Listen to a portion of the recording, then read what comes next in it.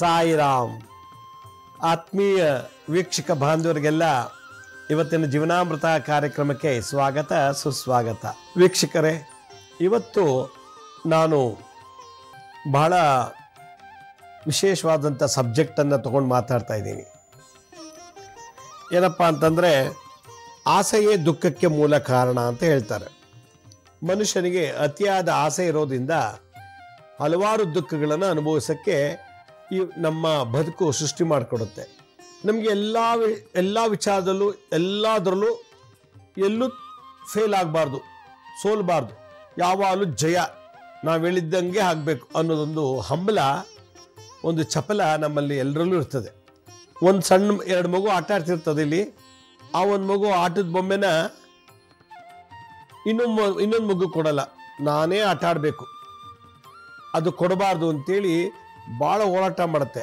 ಇನ್ನೊಂದು ಮಗು ನಂಗೆ ಅದೇ ಬೊಂಬೆ ಬೇಕು ಅಂತ ಕಿತ್ಕೊಳ್ಳೋಕೆ ಹೋಗುತ್ತೆ.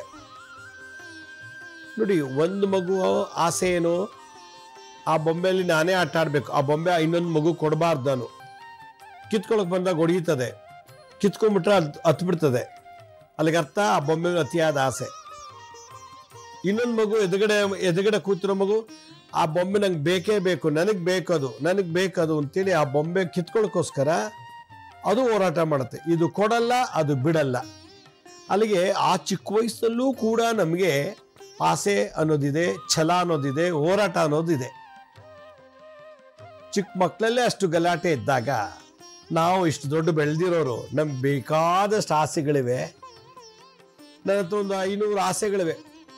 ಸೈಟ್ ತಗೋಬೇಕು ಅಂತ ಆಸೆ, ಮನೆ ಕಟ್ಟಬೇಕು ಅಂತ ಆಸೆ, ಆ ಮನೇಲಿ ಎಲ್ಲ ಥರ ಇಂಟೀರಿಯರ್ ಡೆಕೋರೇಷನ್ ಎಲ್ಲ ಮಾಡಿ ಯಾರು ವಾಸ ಮಾಡಿದ ಒಳ್ಳೆ ಮನೆ ಕಟ್ಟಬೇಕು ಅಂತ ಆಸೆ, ಕಾರ್ ತಗೋಬೇಕು ಅಂತ ಆಸೆ, ಫಾರಿನ್ಗೆ ಹೋಗ್ಬೇಕು ಅಂತ ಆಸೆ, ಮೈ ತುಂಬ ಚಿನ್ನ ಹಾಕೋಬೇಕು ಅಂತ ಆಸೆ, ಬಾಡಿಗೆ ಬರೋ ಥರ ಮನೆ ಕಟ್ಟಿಸ್ಬೇಕು, ಅಂಗಡಿ ಮನೆಗಳು ಕಟ್ಟಿಸ್ಬೇಕು, ಮತ್ತು ಅದು ಓದಬೇಕು.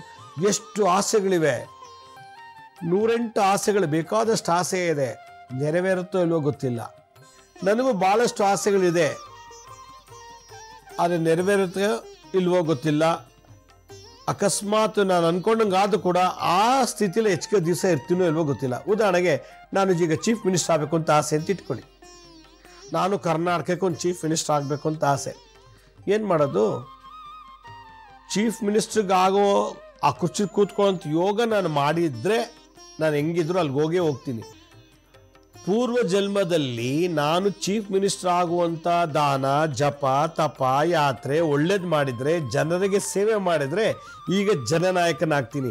ನಾನು ಜನರಿಗೆ ಸೇವೆ ಮಾಡಿಲ್ಲ, ನಾನೊಬ್ಬನೇ ತಿಂದು ತೇಗಿ ನಂದು ನಂದು ನಂದು ಅಂತೇಳಿ ಬಾಳೆ ಬದುಕಿ ಸತ್ತೋಗ್ಬಿಟ್ಟು ಈಗ ಹುಟ್ಟಿದ್ದೀನಿ, ಮುಖ್ಯಮಂತ್ರಿ ಆಗಬೇಕು ಅಂತ ಆಸೆ. ನಾನು ಜನರಿಗೆ ಸೇವೆ ಮಾಡಿಲ್ಲ, ನಾಯಕನಾಗಲ್ಲ. ಆದ್ದರಿಂದ ಆಸೆ 108, ಆಸೆ ಭಾಳಷ್ಟಿದೆ, ದುಃಖ ಜಾಸ್ತಿ ಇದೆ. ಯಾಕೆಂದರೆ ನೆರವೇರ್ತಿಲ್ವಲ್ಲ. ನಾನು ಅಮೇರಿಕಾಗೆ ಹೋಗ್ಬೇಕು ಅಂತ ಆಸೆ, ಆಗ್ತಾಯಿಲ್ಲ. ನಾನು IAS ಆಗಬೇಕು ಅಂತ ಆಸೆ, ಆಗ್ತಾಯಿಲ್ಲ. ನಾನು IPS ಆಗಬೇಕು ಅಂತ ಆಸೆ, MLA ಆಗಬೇಕು ಅಂತ ಆಸೆ, ಕಾರ್ಪೊರೇಟರ್ ಆಗಬೇಕು ಅಂತ ಆಸೆ, ಏನೇನೋ ಆಸೆ ಇದೆ. ಆದರೆ ಈಡೇರ್ತಾ ಇಲ್ಲ. MLA ಆಗಬೇಕು ಅಂತ ಹೋದ್ರೆ ಭಾಳಷ್ಟು ತೊಂದರೆ ಅನುಭವಿಸ್ಬಿಟ್ಟೆ, ದುಃಖ. ಮುಖ್ಯಮಂತ್ರಿ ಆಗಬೇಕು ಅಂತ ಹೋದೆ, ಬಹಳ ದುಃಖ ಅನುಭವಿಸ್ಬಿಟ್ಟೆ. IAS ಆಫೀಸರ್ ಆಗಬೇಕು ಅಂತ ಅನ್ಕೊಂಡು ಹೋದೆ, ದುಃಖ ಅನಿಸ್ಬಿಟ್ಟೆ. IPS ಮಾಡಬೇಕು ಅಂತ ಹೋದೆ, ಭಾಳಷ್ಟು ತೊಂದರೆಗಳು ಅನುಭವಿಸಿ ಸಾಕಾಗೋಯ್ತು. ಮನೆ ಕಟ್ಟಕ್ಕಂತ ಹೋದೆ, ಭಾಳಷ್ಟು ತೊಂದರೆಗಳು ಅನುಭವಿಸ್ಬಿಟ್ಟೆ. ನನ್ನ ಆಸೆ ಈಡೇರಿಸ್ಕೊಳ್ಳಂತ ಹೋದೆ, ಆದರೆ ಆಸೆಗಳು ತೊಂದರೆಗಳು ಅಡ್ಡ ಬಂದುಬಿಡ್ತು. ಮದುವೆ ಆಗಬೇಕು ಅಂತ ಹೋದೆ, 108 ವಿಘ್ನ. ಕೆಲಸಕ್ಕೆ ಇಂಟರ್ವ್ಯೂ ಹೋಗ್ಬೇಕು ಅಂತ ಹೋದೆ, 108 ವಿಘ್ನಗಳು, ತೊಂದರೆಗಳು. ಗುರಿ ಇದೆ, ಆಸೆ ಇದೆ, ಆದರೆ ನೆರವೇರ್ತಾ ಇಲ್ಲ. ಯಾವ್ದಾದ್ರು ಒಂದು ದುಃಖ, ಅಡೆತಡೆಗಳು, ಅಡಚಣೆಗಳು ಹೀಗೆ ಸಿಕ್ಕಾಕೊಂಡ್ಬಿಟ್ಟು ನಾನೇನು ಆಗಬೇಕು ಅಂತಿದ್ದೀನೋ ಅದು ಆಗ್ದೇನೆ ನಾನು ಇನ್ನೇನೋ ಆದೆ. ಇಂಜಿನಿಯರಿಂಗ್ ಓದ್ಬಿಟ್ಟು ಯಾರೊಬ್ರು ಕಾರ್ಪೊರೇಷನಲ್ಲಿ ಕ್ಲರ್ಕ್ ಪೊಸಿಷನ್ಗೆ ಹೋಗಿದ್ದಾರೆ ನೋಡಿ. ಡಾಕ್ಟ್ರ್ ಓದ್ಬಿಟ್ಟು ವ್ಯವಸಾಯ ಮಾಡ್ತಿದ್ದಾರೆ. ಓದಿದ್ದೇ ಒಂದು, ಮಾಡ್ತಿರೋ ಕೆಲಸನೇ ಬೇರೆ. ಆಸೆಯಿಂದ ಓದಿದೆ ಡಾಕ್ಟರ್ ಆಗಬೇಕು, ಇಂಜಿನಿಯರ್ ಆಗಬೇಕು ಅಂತ, ಅದನ್ನು ಮಾಡ್ತಿರೋ ವೃತ್ತಿ ಬೇರೆ. ಯಾತಕ್ಕೆ ಹಂಗಾಯ್ತು? ಹಲವಾರು ತೊಂದರೆಗಳಿಂದ ಡಾಕ್ಟರ್ ಆಗಿದ್ದವನು ವ್ಯವಸಾಯಕ್ಕೆ ಯಾಕೆ ಹೋದ? ಏನೋ ಮನೆ ಪರಿಸ್ಥಿತಿ, ಏನೋ ಒಂದು ಪ್ರಾಬ್ಲಮ್, ಇಲ್ಲ ಅವ್ರಿಗೆ ಓದಿದ್ದು ಸರಿಯಾಗಿ ಅರ್ಥ ಆಗಿಲ್ಲವ, ಪ್ರಾಕ್ಟೀಸ್ ಮಾಡೋಕ್ಕೆ ಭಯನ, ಅಥವಾ ಮನೇಲಿ ಏನೋ ತೊಂದರೆ ಇತ್ತಾ, ಮನೇಲಿ ಇವರೇ ಜವಾಬ್ದಾರಿ ತಗೊಳ್ಳೋಂಥ ಸನ್ನಿವೇಶ ಇತ್ತಾ, ಏನೋ ಒಟ್ಟಲ್ಲಿ ಕೆಲಸಕ್ಕೆ ಹೋಗಿಲ್ಲ, ವ್ಯವಸಾಯ. ಇಂಜಿನಿಯರ್ ಓದ್ಬಿಟ್ಟು ಕ್ಲರ್ಕ್ ಆದ, ಇಂಜಿನಿಯರಿಂಗ್ ಓದ್ಬಿಟ್ಟು ಕಂಡಕ್ಟರ್ ಆದ, ಎಲ್ಲೂ ಕೆಲಸ ಸಿಕ್ಕಲಿಲ್ಲ, ಅದು ಕಂಡಕ್ಟರ್ ಆದ ಅಂತಾರೆ. ಪರಿಸ್ಥಿತಿ ಹಂಗೆ ಬಂತು. ಓದಿದ್ದೊಂದು ಮಾಡಿದ್ದೊಂದು, ಓಡಿದ್ದೊಂದು ಮಾಡ್ತಾ ಇರೋ ಕೆಲಸನೇ ಒಂದು. ಅದರಿಂದ ಇವತ್ತು ನಮ್ಮ ಬದುಕಿನಲ್ಲಿ ಕಲಿಯುಗದಲ್ಲಿ ಇದು ಗೊಂದಲ ಆಗಿಬಿಟ್ಟಿದೆ. ಏನು ಮಾಡಿದ್ರೆ ಏನಾಗ್ತೀನಿ ನನಗೆ ಇವತ್ತು ಗೊತ್ತಿಲ್ಲ. ನಾನೇನು ತೊಗೊಂಡು ಓದಿದ್ರೆ ಇಂಜಿನಿಯರ್ ಆಗ್ತೀನ, ಡಾಕ್ಟರ್ ಆಗ್ತೀನ, ಲಾಯರ್ ಆಗ್ತೀನ, ಏನಾಗ್ತೀನಿ ನನಗೆ ಗೊತ್ತಿಲ್ಲ. ಆದ್ದರಿಂದ ನನ್ನ ಕನ್ಫ್ಯೂಷನ್ ಏನಪ್ಪ, ಜೀವನದಲ್ಲಿ ಹೆಂಗಾಗ್ತೀನಪ್ಪ, ನಾನು ಮಾಡ್ತಿರೋ ಕೆಲಸ ಏನು, ನಾನು ಹೋಗ್ತಿರೋ ಜಾಗ ಎಂಥದ್ದು, ನಾವು ಬದುಕ್ತಿರೋ ರೀತಿ ಎಂಥದ್ದು ಅಂತ ನಮಗೆ ಗೊತ್ತಿದ್ದು ಕೂಡ ಅದ್ರ ಪಕ್ಕಕ್ಕಿಟ್ಟು ಹೆಂಗೋ ಬದುಕನ್ನು ನಡೆಸ್ಕೊಂಡು ಹೋಗ್ತಾ ಇದ್ದೀವಿ. ಇದಕ್ಕೆಲ್ಲ ನಮ್ಮ ದುಃಖಗಳು. ಆ ದುಃಖ ಯಾವ್ಯಾವ ರೂಪದಲ್ಲಿ ಬರುತ್ತೆ ಅನ್ನೋದನ್ನು ನಾನು ಆಮೇಲೆ ಹೇಳ್ತೀನಿ. ಅದರಿಂದ ನಮಗೆ ಸರಿಯಾದ ಮಾರ್ಗದರ್ಶನ ಇಲ್ಲದೆ ಇರೋದೇ ಒಂದು ದೊಡ್ಡ ದುಃಖ. ಸರಿಯಾದ ಗೈಡ್ ಇಲ್ಲ, ಮೆಂಟರ್ ಇಲ್ಲ, ಗುರು ಇಲ್ಲ. ನನಗೆ ಗುರಿ ಇದೆ, ಹೆಂಗೆ ಹೋದ್ರೆ ಹೆಂಗಾಗತ್ತೆ? ನನಗೆ ಅಮೇರಿಕಾಗೆ ಹೋಗ್ಬೇಕಾದ್ರೆ ಏನು ಮಾಡಬೇಕು? ನಡ್ಕೊಂಡು ಹೋಗೋಕ್ಕಾಗತ್ತಾ? ಬಸ್ಸು, ಆಟೋ, ಕಾರಲ್ಲಿ ಹೋಗೋಕ್ಕಾಗತ್ತಾ? ಇಲ್ಲ.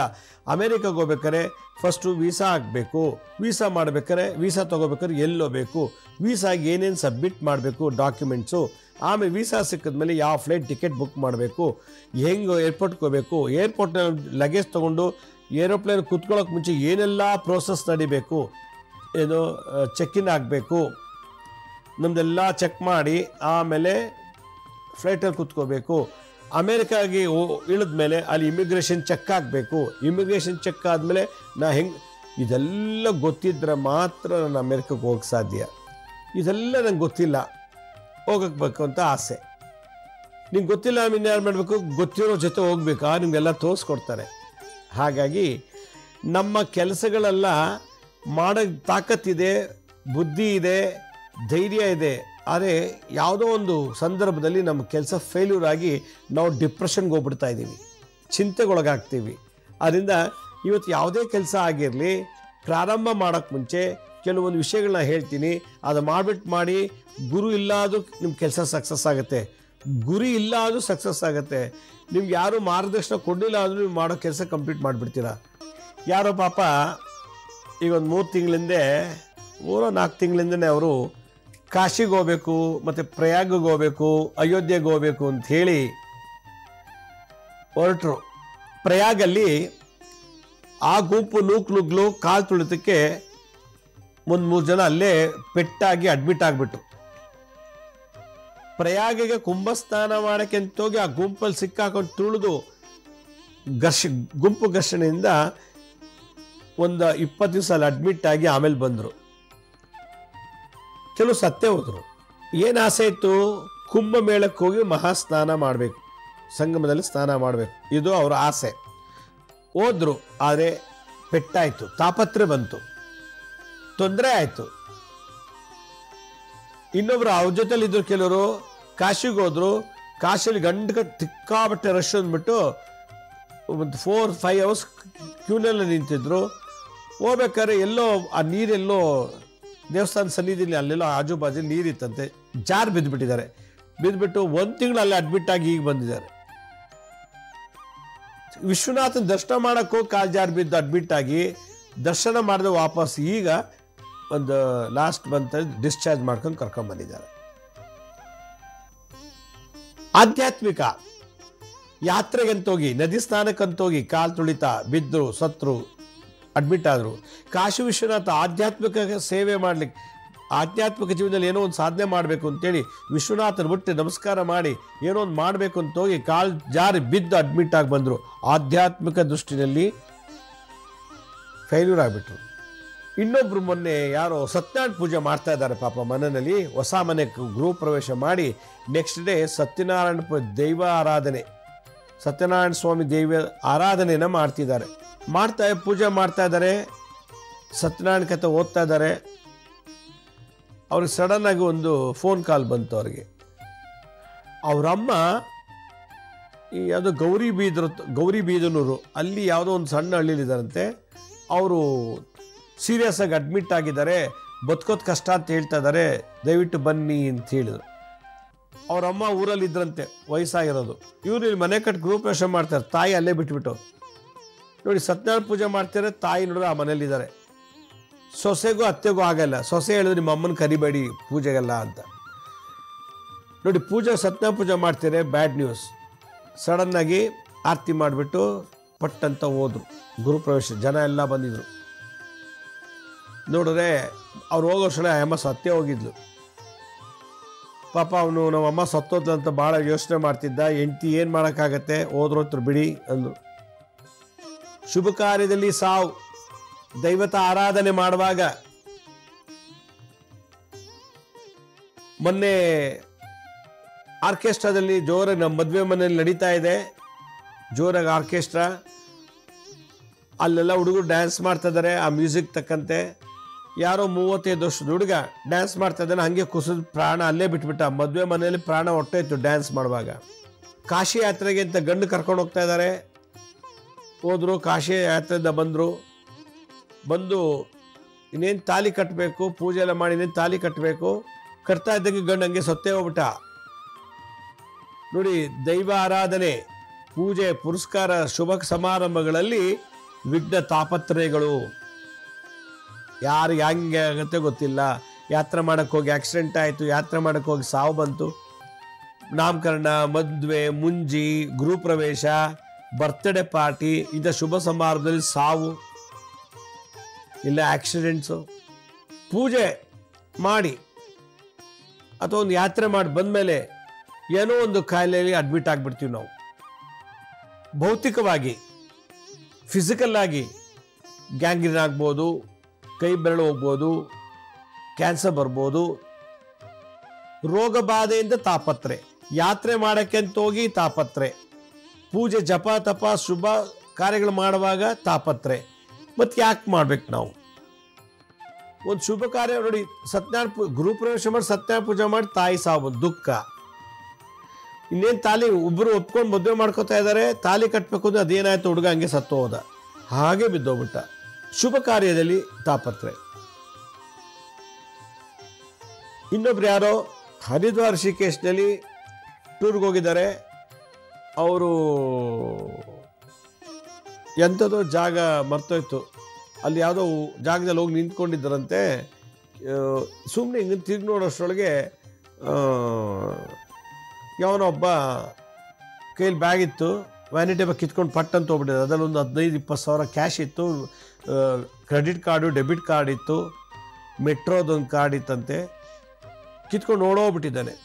ಇವನು ಅವರಿಂದ ಓಡೋಕ್ಕಾಗ್ತಿಲ್ಲ, ಯಾಕಂದರೆ ಜನ ಯಾತ್ರೆ ಗೊತ್ತಲ್ಲ ಋಷಿಕೇಶ್ ಹರಿದ್ವಾರ ಹೆಂಗಿರ್ತದೆ ಅಂತ. ಓಡ್ತಾ ಇದ್ದಾನಂತೆ, ಕೈಗೆ ಸಿಗ್ತಿಲ್ಲ. ಯಾರಿಗೂ ಗೊತ್ತಿಲ್ಲ ಯಾಕೆ ಓಡಾಡ್ತಿದ್ದಾನೆ ಅಂತ. ಈ ಅಮ್ಮ ಕೈಲಿದ್ದ ಬ್ಯಾಗು ಅವಳು ಕೈಲಿದೆ ಅಂತ ಅಂದ್ಕೊಂಡಿದ್ದಾಳೆ ಅಷ್ಟೇ, ಬಟ್ ಕೈಲಿಲ್ಲ. ಆಮೇಲೆ ಕೈಲಿ ಬ್ಯಾಗ್ ಇತ್ತಲ್ಲ, ಇಲ್ಲಿದ್ದ ಗೊತ್ತೇ ಇಲ್ಲ ಅವಳಿಗೆ. ಕಿತ್ಕೊಂಡು ಅವಾಗ ಏನಾದ್ರು ಟಚ್ ಆಗಿದ್ರೆ, ಎಳೆದಿದ್ರೆ ಕಿರ್ಚ್ಕೊಂಡ್ಬಿಡ್ತಿದ್ಲು. ದುಡ್ಡೆಲ್ಲ ಕಳ್ಕೊಂಬಿಟ್ಟು ಅವ್ರ ಕಡೆಯವರೆಲ್ಲ ಎಲ್ಲೋ ಇನ್ನು ಕ್ಯೂನಲ್ಲಿ ಎಲ್ಲೋ ಮುಂದಕ್ಕೆ ಹೋಗ್ಬಿಟ್ಟಿದ್ದಾರೆ ಅವ್ರನ್ನ 5-6 ಜನ. ಈ ಅಮ್ಮ ಅದೇನು ಪರ್ಚೇಸ್ ಮಾಡೋಕ್ಕೋ ಅಂತ ಏನೋ ಹೋಗಿದ್ಲಂತೆ. ಅಲ್ಲೂ ಅಷ್ಟರೊಳಗೆ ಬ್ಯಾಗ್ ಕಿತ್ಕೊಂಡು ಹಿಂಗಿದ್ದೋದು ಅದು ಹೆಂಗೆ ಕಟ್ ಮಾಡ್ಕೊಂಬಿಟ್ನ ಬ್ಯಾಗ್ನ, ಪಟ್ಟದ ಕಟ್ ಮಾಡ್ಕೊಂಡಿದ್ದಾನೆ. ಆ ಎಮ್ ಗೊತ್ತೇ ಆಗಿಲ್ಲ. 3 ದಿನ ಆಗಿದೆ ಆ ಎಮ್ಮನ ಆ ಊರಲ್ಲಿ ಹುಡ್ಕೋಕ್ಕೆ. ಯಾತ್ರೆಗೆ ಹೋಗಿ ಹುಡ್ಕೋದೇ ಆಯಿತು, ದೇವ್ರ ದರ್ಶನಕ್ಕೆ ಮಾಡೇ ಇಲ್ಲ, ದೇವ್ರ ದರ್ಶನ ಇಲ್ಲ. ಯಾತ್ರೆಯಲ್ಲಿ ತಾಪತ್ರೆ, ಪೂಜೆ ಪುರಸ್ಕಾರದಲ್ಲಿ ತಾಪತ್ರೆ, ಆರೋಗ್ಯದಲ್ಲಿ ತಾಪತ್ರೆ. ಲ್ಯಾಂಡ್ ತೊಗೊಂಡಿದ್ದಾನೆ, ಅವನಿಗೆ ಮನೆ ಕಟ್ಟೋಕ್ಕಾಗ್ತಿಲ್ಲ. ಮನೆ ತಗೊಂಡಿದ್ದಾನೆ, ಮನೆ ಒಳಗೆ ವಾಸ ಮಾಡೋಕ್ಕಾಗ್ತಿಲ್ಲ. ಭೌತಿಕವಾಗಿ, ದೈವಿಕವಾಗಿ, ಆಧ್ಯಾತ್ಮಿಕವಾಗಿ, ಭೌತಿಕವಾಗಿ ನಾವು ಇವತ್ತು ಬಹಳಷ್ಟು ಕಷ್ಟಗಳು ಪಡ್ತಾ ಇದ್ದೀವಿ. ಯಾಕೆಂದರೆ ನಮ್ಮ ಜಾತಕದ ಲಗ್ನ, ರಾಶಿ, ನಕ್ಷತ್ರದ ಅನುಗುಣವಾಗಿ ನಾವು ಮಾಡಬೇಕಾದಂಥ ಶಾಂತಿ ಪ್ರಯೋಗ ನಿತ್ಯ ಮಾಡ್ತಿಲ್ಲ ನಾವು. ಅದಕ್ಕೆ ದಿನನಿತ್ಯ ಒಂದು ತಾಪತ್ರೆ. ಅದು ಪೂಜೆ ಮಾಡೋದ್ರಲ್ಲೇ ಆಗಿರಲಿ, ಯಾತ್ರೆಗೆ ಹೋಗೋದೇ ಆಗಿರಲಿ, ಅಥವಾ ನಮ್ಮ ಫಿಸಿಕಲ್ ಜಿಮ್ ಮಾಡೋಕ್ಕೆ ಹೋಗಿ ಒಬ್ಬ ಅಲ್ಲೇ ಪ್ರಾಣ ಬಿಟ್ಬಿಟ್ಟ. ಜಿಮ್ ಮಾಡೋಕ್ಕೆ ಅಂತ ಹೋಗಿ ಮಾಡ್ತಾ ಹಂಗೆ ಪ್ರಾಣ ಹೋಗ್ಬಿಟ್ಟಿದೆ, ಬಿದ್ದು ಕುಸಿದು ಬಿಟ್ಬಿಟ್ಟ ಜಿಮ್ಮಲ್ಲಿ. ಮತ್ತು ಭೌತಿಕ ಶರೀರನ ನಾನು ಆರೋಗ್ಯವಾಗಿ ಇಟ್ಕೋಬೇಕು ಅಂತ ಹೋಗಿ ಅಲ್ಲೇ ಪ್ರಾಣ ಕಳ್ಕೊಂಡಲ್ಲ. ಪ್ರಯಾಗ ಕುಂಭಮೇಳ ಸ್ನಾನಕ್ಕೆ ಹೋಗಿ ಪ್ರಾಣ ಹೋಯ್ತಲ್ಲ, ಏಟು ಹೋಯ್ತಲ್ಲ, ಡ್ಯಾಮೇಜ್ ಆಯ್ತಲ್ಲ. ಮದುವೆ ಮುಂಜಿ ನಾಮಕರಣ ಗುರುಪ್ರವೇಶಕ್ಕೆ ಹೋಗಿ ಕೆಟ್ಟ ನ್ಯೂಸು, ತಾಪತ್ರಗಳು, ಆಕ್ಸಿಡೆಂಟ್ಸು, ಈ ಥರ ದೈವಿಕವಾಗಿ ಆಧ್ಯಾತ್ಮಿಕವಾಗಿ ನಮಗೆ ತೊಂದರೆಗಳಾಗ್ತಿದೆ. ನಾನು 1-2 ಕೋಟಿ ಜಪ ಮಾಡಬೇಕು, ಒಳ್ಳೆಯ ಧ್ಯಾನ ಮಾಡಬೇಕು, ಜಪ ಮಾಡಬೇಕು, ಭಜನೆ ಮಾಡಬೇಕು, ಆಧ್ಯಾತ್ಮಿಕ ದೃಷ್ಟಿಯಲ್ಲಿ ನಾನು ಯಶಸ್ವಿ ಆಗಬೇಕು ಅಂತ ಟ್ರೈ ಮಾಡ್ತೀನಿ. ಅದು ನಾನು ಬಿಟ್ಕೊಡ್ತಾ ಇಲ್ಲ. ಮತ್ತು ನನಗೆ ಯಾವುದೋ ಒಂದು ಶಕ್ತಿ ತಳ್ತಾ ಇದೆ. ಇಲ್ಲ ಜಪ ಮಾಡಿದ್ರೆ ನಿದ್ದೆ ಬರುತ್ತೆ, ಧ್ಯಾನ ಮಾಡಿದ್ರೆ ನಿದ್ದೆ ಬರುತ್ತೆ, ಭಜನೆ ಮಾಡೋಕ್ಕೂ ಆಗ್ತಿಲ್ಲ. ಹೀಗೆ ಆಧ್ಯಾತ್ಮಿಕವಾಗಿ, ದೈಹಿಕವಾಗಿ, ದೈವಿಕವಾಗಿ ಕೂಡ ನಾನು ಸೋತೋಗ್ತಾ ಇದ್ದೀನಿ. ನಾನು ಯಾವ ಕ್ಷೇತ್ರದಲ್ಲೂ ಭೌತಿಕವಾಗಿ, ಆಧ್ಯಾತ್ಮಿಕವಾಗಿ, ದೈವಿಕವಾಗಿ ನಾನು ಪ್ರಬಲನಾಗ್ತಿಲ್ಲ, ಬಲವಂತನಾಗ್ತಿಲ್ಲ. ಯಾಕೆ? ತೀರ್ಥಯಾತ್ರೆಗೆ ಹೋದಾಗ ನಮಗೆ ತೊಂದರೆ ಅನುಭವಿಸ್ತೀವಿ, ಶುಭ ಸಮಾರಂಭಗಳಲ್ಲಿ ತೊಂದರೆ ಅನುಭವಿಸ್ತೀವಿ, ಸಾವು ನೋವು ಆಕ್ಸಿಡೆಂಟು. ಮತ್ತು ಚೆನ್ನಾಗಿ ತಿಂತೀವಿ, ಚೆನ್ನಾಗಿ ಊಟ ಮಾಡ್ತೀವಿ, ಅವ್ರು ನಮ್ಗೆ ಏನೋ ದೈಹಿಕವಾಗಿ ಕಾಯಿಲೆ ಬಂದು ನರಳ್ತೀವಿ. ಇದೆಲ್ಲ ಪೂರ್ವಜನ್ಮದ ಗುರುಶಾಪ, ಗೋಶಾಪ. ಮತ್ತು ಸಮಾಜದಲ್ಲಿ ನಾನಾ ಋಣಬಾಧೆಗಳ ಮೇಲೆ ಇರ್ತದೆ. ದುಡ್ಡು ಕೊಟ್ಬಿಟ್ಟು ಅಲ್ಲ, ದುಡ್ಡು ತೊಗೊಂಡು ದುಡ್ಡು ಕೊಡಲ್ಲ, ಮೋಸ ಮಾಡಿಬಿಟ್ಟಿರ್ತೀವಿ, ವಂಚನೆ ಮಾಡಿರ್ತೀವಿ. ಆ ದೋಷಗಳೆಲ್ಲ ನಮ್ಮ ತಾಪತ್ರಗಳನ್ನು ಕ್ರಿಯೇಟ್ ಮಾಡ್ತದೆ ಈ ಜನ್ಮದಲ್ಲಿ ನಾವೇನೋ ಕೈ ಹಾಕಿದಾಗ, ಸ್ಟಾರ್ಟ್ ಮಾಡಿದಾಗ, ಶುರು ಮಾಡಿದಾಗ. ಅದರಿಂದ ಯಾವುದಾದ್ರು ಸಾಲ ಬಾಧೆ, ಅನ್ನದ ಬಾಧೆ, ಚಿನ್ನ ಬೆಳ್ಳಿ ವಜ್ರ ವೈಢೂರ್ಯಗಳ ಬಾಧೆ, ಋಣ ಯಾವುದೇ ಇರ್ಬೋದು, ಅನ್ನದ ಋಣ, ದುಡ್ಡಿನ ಋಣ, ಹೆಣ್ಣಿನ ಋಣ ಯಾವುದೇ ಇರ್ಬೋದು. ಆ ಋಣದ ಬಾಧೆ ಓದ್ ಜನ್ಮದಲ್ಲಿದ್ದಾಗ ಈ ಜನ್ಮದಲ್ಲಿ ಆಯಾ ಸಂಬಂಧಪಟ್ಟಂಥ ಸಮಯದಲ್ಲಿ ನಮಗೆ ತಾಪತ್ರಯಗಳು ಜಾಸ್ತಿ ಆಗುತ್ತೆ. ಹಾಗಾದರೆ ಪೂರ್ವ ಜನ್ಮದ ಯಾವುದೇ ಋಣ ಇರಲಿ, ಭೂಮಿ ಋಣ, ಹಣದ ಋಣ, ವಸ್ತುದ ಋಣ, ಅನ್ನದ ಋಣ, ಯಾವುದೇ ಋಣ ಇದ್ರೂ ಕೂಡ ಈ ಜನ್ಮದಲ್ಲಿ ನಾವು ಏಳಿಗೆ ಆಗೋಕ್ಕೆ ಸಾಧ್ಯ ಇಲ್ಲ. ಹಾಗೆ ಹಳೆ ಋಣಗಳೆಲ್ಲ ಜೀರ್ಣ ಆಗಬೇಕು, ಝೀರೋ ಆಗಬೇಕು, ಕಂಪ್ಲೀಟಾಗಿ ನಾಶ ಆಗಿ ನಮಗೆ ಸುಖ ಶಾಂತಿ ಕೊಡಬೇಕು. ಯಾವ ಕೆಲಸ ಕೈ ಹಾಕಿದ್ರು ತಾಪತ್ರಗಳು ಬರಬಾರ್ದು, ದುಃಖಗಳು ಬರಬಾರ್ದು ಅನ್ನೋದಾಗಿದ್ದರೆ ಹಿಂದಿನ ಕಾಲದಲ್ಲಿ ಏನು ಮಾಡ್ತಿದ್ರಪ್ಪ ಅಂತಂದರೆ, ಹನುಮಂತನ ತಂತ್ರಸಾರ ಒಂದು ಮಂತ್ರ ಇದೆ. ಆ ಮಂತ್ರವನ್ನು ಪಠನೆ ಮಾಡಿ, ತಂತ್ರ ಮಾಡಿ, ಅದು ಹನುಮಂತನಿಗೆ ಪ್ರಾಯಶ್ಚಿತ್ತ ಮಾಡ್ಕೋತಿದ್ರಂತೆ.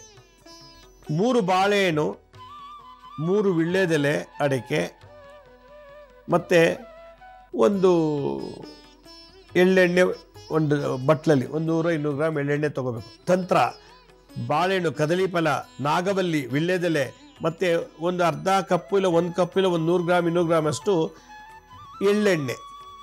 ಎಳ್ಳೆಣ್ಣೆ ಶನಿ. ಇದನ್ನು ಕೈಲಿಟ್ಕೊಂಡು ಒಂದು ತಟ್ಟೆಯಲ್ಲಿ ಇಟ್ಬಿಟ್ಟು ನಾನು ಹೇಳೋ ಮಂತ್ರ ಹೇಳಬೇಕು, ಕಣ್ಣು ಮುಚ್ಕೊಂಡು, ಪೂರ್ವಕ್ಕೆ ಮುಖ ಮಾಡಿಕೊಂಡು.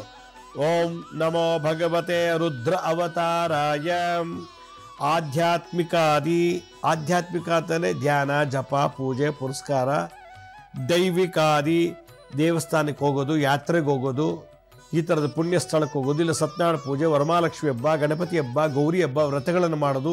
ದೈವಿಕಾದಿ ಭೌತಿಕ ತಾಪತ್ರಯ, ಶರೀರದಲ್ಲಿ ಬರತಕ್ಕಂಥ ಯಾವುದೇ ಅಂಗವಿಕಲತೆ ಇರ್ಬೋದು, ರೋಗಬಾಧೆ ಇರ್ಬೋದು, ನಿವಾರಣಾಯ ರಾಮದೂತಾಯ ಸ್ವಾಹ ಅಂತ ಹೇಳಿ ಆಂಜನೇಯನಿಗೆ ಇದನ್ನು ಜಪ ಮಾಡಬೇಕು. 1 ಲೋಟ ಎಳ್ಳೆಣ್ಣೆ, ನಾಗವಲ್ಲಿ ಅಂದರೆ ವೀಳ್ಯದೆಲೆ, ಬಾಳೆಹಣ್ಣು ಒಂದು 3 ಯಾಕೆ? ದೇಹ, ಮನಸ್ಸು, ಆತ್ಮ, ಇಚ್ಛಾಶಕ್ತಿ, ಕ್ರಿಯಾಶಕ್ತಿ, ಜ್ಞಾನ, ಭೌತಿಕ, ಆಧ್ಯಾತ್ಮಿಕ ಮತ್ತು ದೈವಿಕ ಶಕ್ತಿಯಲ್ಲಿ ಇರುವಂಥ ದೋಷ ತೆಗೆಯೋಕ್ಕೆ ಇದಿಷ್ಟು ಇಟ್ಕೋಬೇಕು. ಓಂ ನಮೋ ಭಗವತೆ ರುದ್ರ ಅವತಾರಾಯ. ಆಧ್ಯಾತ್ಮಿಕಾದಿ ದೈವಿಕಾದಿ ಭೌತಿಕ ತಾಪತ್ರಯ ನಿವಾರಣಾಯ ರಾಮದೂತಾಯ ಸ್ವಾಹ. ರಾಮದೂತ ಈ 3 ದೈಹಿಕ ದೇಹದಲ್ಲಿ, ಆಧ್ಯಾತ್ಮದಲ್ಲಿ, ದೇವಿ ಸ್ವರೂಪದಲ್ಲಿ, ದೈವತಾ ಶಕ್ತಿ, ದೈವತಾ ಕಾರ್ಯಕ್ರಮಗಳಲ್ಲಿ ಬರುವಂಥ ಎಲ್ಲ ತಾಪತ್ರಗಳನ್ನು ನಿವಾರಣೆ ಮಾಡು ಅಂತೇಳಿ ಆಂಜನೇಯನ ಕೇಳ್ಕೊಳ್ತಾ ಇರೋದು. ಓಂ ನಮೋ ಭಗವತೆ ರುದ್ರ ಅವತಾರಾಯ. ಆಧ್ಯಾತ್ಮಿಕಾದಿ ದೈವಿಕಾದಿ ಭೌತಿಕ ತಾಪತ್ರಯ ನಿವಾರಣಾಯ ರಾಮದೂತಾಯ ಸ್ವಾಹ. ಓಂ ನಮೋ ಭಗವತೆ ರುದ್ರ ಅವತಾರಾಯ. ಆಧ್ಯಾತ್ಮಿಕಾದಿ ದೈವಿಕಾದಿ ಭೌತಿಕ ತಾಪತ್ರಯ ನಿವಾರಣಾಯ ರಾಮದೂತಾಯ ಸ್ವಾಹ. ಓಂ ನಮೋ ಹನುಮತೆ ರುದ್ರ ಅವತಾರಾಯ. ಆಧ್ಯಾತ್ಮಿಕಾದಿ ದೈವಿಕಾದಿ ಭೌತಿಕ ತಾಪತ್ರಯ ನಿವಾರಣಾಯ ರಾಮದೂತಾಯ ಸ್ವಾಹ ಅನ್ನೋ ಮಂತ್ರನ ಹೇಳಿಬಿಟ್ಟು ಅದು ತೊಗೊಂಡೋಗಿ ಆಂಜನೇಯನ ದೇವಸ್ಥಾನಕ್ಕೆ, ಆಂಜನೇಯನ ಪಾದಕ್ಕೆ ಆ ವೀಳ್ಯದೆಲೆ, 3 ಬಾಳೆಹಣ್ಣು ಎಳ್ಳೆಣ್ಣೆ ಸಮರ್ಪಣೆ ಮಾಡಬೇಕು. ಬಾಳೆಹಣ್ಣು ವಿಳ್ಯದಲ್ಲೇ ಮತ್ತು ಎಳ್ಳೆಣ್ಣೆನ ಹನುಮಂತನ ಪಾದಕ್ಕೆ ಪುರೋಹಿತ ಕೈಲಿ ಕೊಟ್ಟು ಇಡೀ ಅಲ್ಲಿ ಅಂತೇಳಿ ಇಟ್ಟತ್ರ ಎಲ್ಲ ತಾಪತ್ರಗಳ ನಿವಾರಣೆ ಮಾಡು. ಏನು ಜಪ ಮಾಡೋಕ್ಕಾಗ್ತಿಲ್ಲ, ಧ್ಯಾನ ಮಾಡೋಕ್ಕಾಗ್ತಿಲ್ಲ, ಆಧ್ಯಾತ್ಮಿಕ ಪ್ರವಚನ ಭಜನೆ ಧ್ಯಾನ ಮಾಡೋಕ್ಕಾಗ್ತಿಲ್ಲ, ದೈವಿಕ ಶುಭ ಸಮಾರಂಭಗಳು ಮಾಡೋಕ್ಕಾಗ್ತಿಲ್ಲ, ಭೌತಿಕ ಆ ರೋಗ ಈ ರೋಗ ಎಲ್ಲ ರೋಗಗಳಿವೆ, ಅದನ್ನು ನಿವಾರಣೆ ಮಾಡಿ ಆಯುಷ್ಯ ಆರೋಗ್ಯ ಕೊಡು ಅಂತೇಳಿ ಆಂಜನೇಯನ ಮುಂದೆ ಪ್ರಾರ್ಥನೆ ಮಾಡಬೇಕು. ಇದನ್ನು 7 ಶನಿವಾರ 7 ಬಾರಿ ಮಾಡಬೇಕು. ಪ್ರತಿ ಶನಿವಾರ 3 ಬಾಳೆಹಣ್ಣು ವಿಳ್ಯದೆಲೆ ಅಡಿಕೆ 1 ಕಪ್ಪು ಎಳ್ಳೆಣ್ಣೆ ಕೊಟ್ಟು ಪ್ರಾರ್ಥನೆ ಮಾಡಿ ಈ ಮಂತ್ರ ಮುಂದೆ ಕೂತ್ಕೊಂಡು ಹೇಳಬೇಕು ಆಂಜನೇಯನ ಮುಂದೆ. 2ನೇ ಶನಿವಾರ 3 ಆ ಥರ 7 ಸಪ್ತ ಶನಿವಾರಗಳು ಇದನ್ನು ಮಾಡಿದ್ರೆ ನಿಮ್ಗೆ ಎಲ್ಲ ಥರ ತಾಪತ್ರಗಳು ನಿವಾರಣೆ ಆಗಿಬಿಡುತ್ತೆ. ಅಷ್ಟು ವಿಶೇಷ ಇದು ಹನುಮಾನ್ ತಂತ್ರ ಸಾಧಲು ಬರುವಂಥ ಒಂದು ವಿಶೇಷ ಮಂತ್ರ ತಂತ್ರ. ಓಂ ನಮೋ ಹನುಮತೆ ರುದ್ರಾವತಾರಾಯ. ರುದ್ರ ರೂಪದಲ್ಲಿ ಕೋಪಿಷ್ಠನಾಗಂತ ಹನುಮಂತ ಆಧ್ಯಾತ್ಮಿಕ ಬದುಕಿನಲ್ಲಿ ದೈವಿಕ ದೇವತಾ ಪೂಜಾ ಸಮಾರಂಭಗಳ ಯಾತ್ರೆ ಜಾತ್ರೆ ಶುಭ ಸಮಾರಂಭಗಳಲ್ಲಿ ಭೌತಿಕ ಅಂದರೆ ಈ ಫಿಸಿಕಲ್ ಬಾಡಿ ತಾಪತ್ರಯ ನಿವಾರಣಾಯ ರಾಮದೂತಾಯ ಸ್ವಾಹ ಅಂತ ಹೇಳಿ ಈ ಮಂತ್ರ ಹೇಳಿ ಹೇಳ್ತಾ ಇರಬೇಕು. ಕೂತ ನಿಂತ ಕಣ್ಣು ಮುಚ್ಕೊಂಡು ಆಂಜನೇಯನ ನೆನೆಸ್ಕೊಂಡು ಈ ಮಂತ್ರ ಹೇಳ್ತಾ ಇರಬೇಕು. ಆಗ ಯಾವ ಕೆಲಸ ಶುರು ಮಾಡಿ ಆ ಕೆಲಸದಿಂದ ದುಃಖ ಬರಲ್ಲ. ಯಾವುದೋ ಒಂದು ಕೆಲಸ ಶುರು ಮಾಡ್ತೀವಿ, ಆ ಕೆಲಸನೇ ನಮಗೆ ದುಃಖ ಕೊಟ್ಟು ಬಿಡುತ್ತೆ. ಆ ಕೆಲಸದಿಂದನೇ ನಮಗೆ ಲಾಸು. ಆ ಕೆಲಸಕ್ಕೆ ಕೈ ಹಾಕ್ದಾಗಲೇ ರೋಗ ಬಂತು, ಆ ಕೆಲಸಕ್ಕೆ ಕೈ ಹಾಕ್ದಾಗಲೇ ಕೋರ್ಟ್ ಕೇಸ್ಗೆ ಹೋದೆ, ಆ ಕೆಲಸಕ್ಕೆ ಕೈ ಹಾಕಿದ ತಕ್ಷಣ ನಾನು ಜೈಲಿಗೆ ಹೋದೆ. ಹೀಗೆ ಆ ಕೆಲಸ ಮಾಡೋಕ್ಕೆ ಅಂತ ಹೋಗಿ ನನಗೆ ದುಃಖದಲ್ಲಿ ಸಿಕ್ಕಾಕೊಂಡೆ. ಆಗ ಇದನ್ನು ತಡೆಯೋದು ಹೇಗೆ? ಇದು ಯಾವುದೇ ಕೆಲಸ ಮಾಡೋಕ್ಕೆ ಮುಂಚೆ ಇದನ್ನು ಹೇಳಿ ಮಾಡಬೇಕು. ಈಗಾಗಲೇ ಕೆಲಸ ಶುರು ಆಗಿಬಿಟ್ಟಿದೆ, ಹಲವಾರು ತಾಪತ್ರಗಳಿವೆ. ಹಾಗೆ 7 ಶನಿವಾರ ಆಂಜನೇಯನಿಗೆ ಈ ತಂತ್ರ ಪ್ರಯೋಗ ಮಾಡಬೇಕು. ಇದರಲ್ಲಿ ಇನ್ನೊಂದಿದೆ ವಿಶೇಷ. ಏನಪ್ಪ ಅಂತಂದರೆ ಬಾಳೆಹಣ್ಣು ತಗೊಳ್ಳೋದು,